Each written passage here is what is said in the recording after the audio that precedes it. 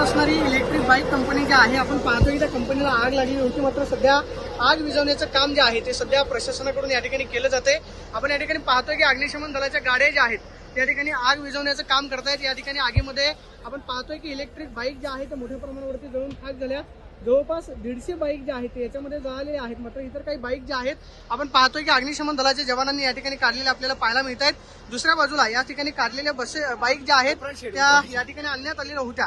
मात्र दुपारी ज्यावेळेस ही आग लागली त्यानंतर अग्निशमन दलाच्या 10 गाड्या ज्या आहेत त्या घटनास्थळावरती दाखल झाल्या आणि त्यानंतर या ठिकाणी आपण पाहतोय की रेस्क्यूला सुरुवात झाली. मात्र इलेक्ट्रिकल बाईक ज्या आहेत त्या मोठ्या प्रमाणावरती या ठिकाणी जळालेल्या आहेत. कंपनीतले कर्मचारी जे आहेत त्यांनी खरं तर ज्यावेळेस आगीची घटना ज्यावेळेस त्यांच्या माहिती लक्षात आली त्यानंतर आपण पाहतोय की बाईक ज्या आहेत त्यांनी या ठिकाणून बाहेर काढल्या. आपण पाहतोय की या सगळ्या बसेस आगीमधून ज्या आहेत त्या वाचवलेल्या पाहायला मिळतात. मात्र या बाईक ज्या आहेत जवळपास 150 बाईक या आगीमध्ये जळून खाक झालेल्या आपल्याला पाहायला मिळत आहेत. कर्मचाऱ्यांना ज्यावेळेस याची माहिती मिळाली त्यानंतर अग्निशमन दलाच्या गाड्या ज्या आहेत त्या या ठिकाणी घटनास्थळावरती दाखल झाल्या. अजूनही आपण पाहतोय की आग जी आहे ती मोठ्या प्रमाणावरती आपल्याला पाहायला मिळते.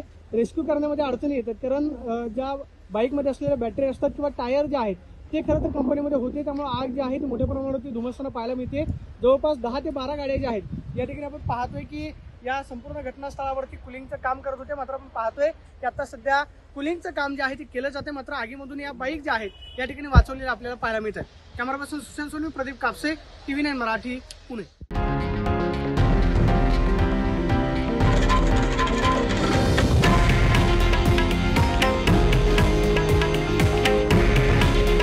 हे आहे देशातील नंबर 1 न्यूज नेटवर्क आणि आपण पाहत आहात TV9 मराठी.